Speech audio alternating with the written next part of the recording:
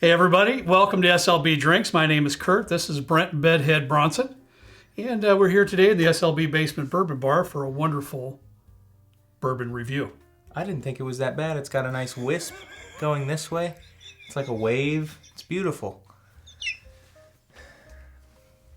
Look, I wasn't I couldn't help myself. Sorry. I don't even know who Bedhead Bronson is, but I didn't... I wasn't feeling too well yesterday. I slept like probably 17 hours, and I took a nap for 3 or 4 hours. Yeah, I felt awful. So I'm feeling rejuvenated today. Might not look like it, well, but we're feeling good. The folks out there can tell that you got some good sleep. And that's I did. For sure. I did. I guess that was a good thing. That's a good thing. Maybe it's time for a haircut. Contrary to what you might see here, this is not what we're reviewing. I wanted to stump him up a little bit. He gets a little uneasy. Yeah, and, I have no idea what's going on. We picked this up recently. Some Boondocks American whiskey. It's an 11-year, 127 proof, but that's not what we're reviewing. We might at some point. But just feel that. It's cold. I already did.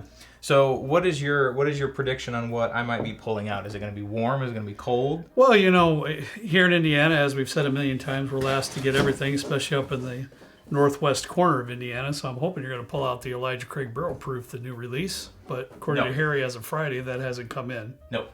Wonderful. We're going to be reviewing the Old Fitzgerald 8-year. This was the 2023 fall edition. It's weird because it's no longer fall. One. Right. And it's no longer 2023. Right. 2. And I hadn't seen, I thought, maybe Indiana's just really late to get it. I looked up on my way here, and I think Fred Minnick and a couple other YouTubers, like smaller channels, were the only people to review this so far. So, like, Jason C. hasn't gotten his hands on it. I don't know. Well, he may or may have passed or whatever. Yeah, I don't know. I don't know. But I was under the impression that last year, the 17-year-old, the spring release, and the 19-year-old fall release were going to be the last two. I kept hearing rumors that this was going to be the last one. They're no longer doing the decanter style bottle, all this other stuff. And just like Maker's Mark coming out with their cast finish series thing again. Right, I did see that. Old Fitzgerald was like, yeah, we're going to do it again. So we're back to the younger juice. It's not 17 and 19 year. I see that. It's 8 year, huh? Yep. 8 year. Yeah. So still weeded and still all that good stuff. Same bottle, same everything, same proof. 8 year, $129.99. So not thrilled with the price, but I'm sorry, I wasn't paying attention. $129. $129. Yeah. Okay.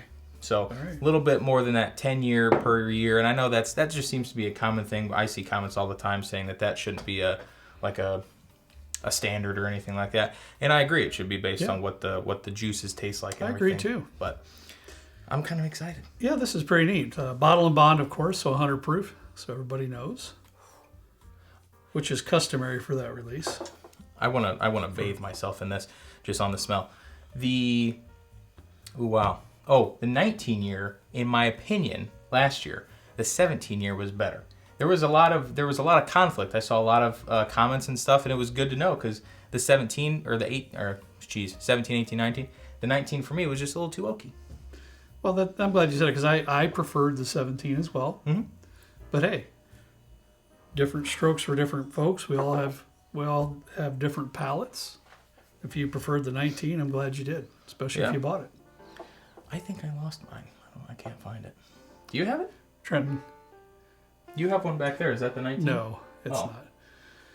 It's not. You have the 2020. All I'm saying is, wait till you get everything finished in your basement because I know it's a project. Right? It's probably tucked in a corner somewhere. You got to get A and B and C done before you get to D, E, and F, and I get all that. But wait till you get all your stuff out, and you'll find it. I'm scared to see how much I have. Yeah, I bet you are. That is just delicious smelling. It's very nice. Yeah, it's really nice. It's not coming across in the aromas as being super soft, like I remember the 17 year to be. Yeah. You know, it's coming. It's very nice, but it's a little more bold. Yeah. To me, I get like it's like not an oak bomb, but it's pretty up there. Decent amount. But it's more of like a dark cherry kind of note. It's really deep, molassesy type. You might get a little bit of a light caramel in there and maybe a light toffee of some sort, but it's definitely reaching towards the rich oak, because the oak doesn't smell to me as it's rancid or raw or anything else like that. It smells pretty developed, pretty nice. Well, it's interesting because when I first smelled it, it was very sweet. It was almost confectionery kind of candy like. Yeah. As it's opened up, it's gotten a little bit more like a piece of birch plywood. Like really just kind of woody. I think you're right on with that dark fruit note, dark cherry note. But instead of the caramel and the toffee, I'm going to change that. I think I get a hint of some dark molasses in there as part of the sweetness coming through. It's like you just, well, I guess molasses doesn't come from trees, I don't think, right? It's a sugar concentration type deal. Whatever. Molasses? About it. What is it? Where does it come from? He's always got to have questions like these. He's always been like Always. that. I know. Well, I was going to say it's like you just like stuck one of those doodads in a tree and the sap came out, but that's not molasses. That's like maple syrup or just like pine sap. Right. I think molasses is like a burnt sugar Well, I'm type sure everybody thing. will tell you where it came from. Oh, yeah. Yeah.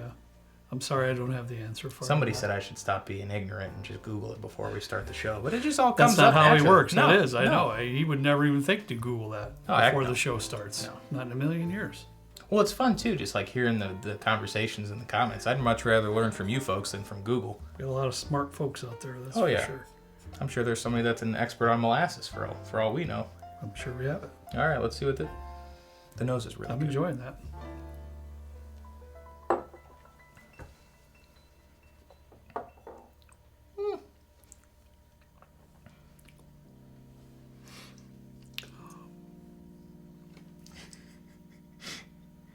You're silent because you either love it or you don't love it.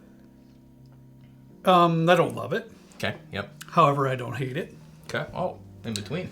You know, immediately what came to my mind, honestly, is we just got done paying $120 for the Old Forester 10-year, and I'd much rather have that right now than this one. See, that's interesting because I would To me. much rather have this one. Yeah, that's me. I kind of figured he was going to go down that road. That's why I opened up the conversation. I'm notoriously a fan of weeded bourbons, and this is a weeded bourbon. Mm-hmm. So whereas the Old Forester 1924 leaned a little bit, in my opinion, more on the oak side, this is a little bit softer. There's still oak in it, but that wheat really like softens the oak presence in it. I can go along with that. It is soft on the palate. It just lands so much on the earthy notes. Yeah. And I don't know if I was spoiled with that 17-year with all the sweetness that was in there that I love so much. But there's a lot of oak in here. And it's not as rich as it seemed from the aromas. Nope. I will say that. It's not bad. It's not bad. It's just not as developed No. that I would like to see in a release like this. You know? It's interesting, and I'm not a marketing person at all, but to go from a 17 and 8 year or a 17 and a 19 years like back to back, and then to follow suit with an 8 year, which I mean it's fine. I wouldn't buy it again for MSRP. I'll tell you that. I think it's more along the lines of an $80 bottle, but I'm comparing it to last year's, and that's not fair because this is half the age of those two. Right.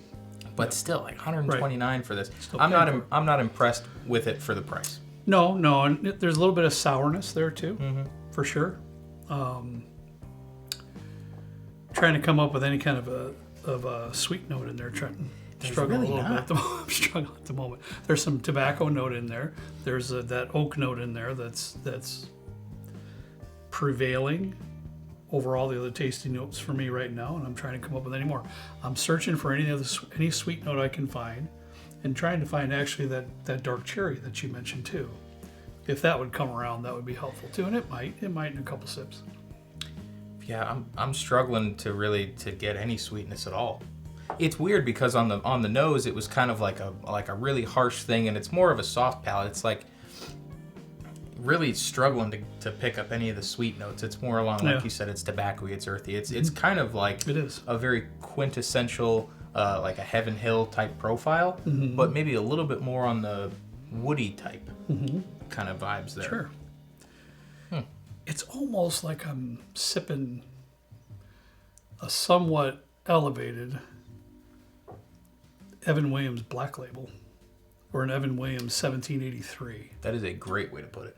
You know, I mean, it's not far off the beaten path.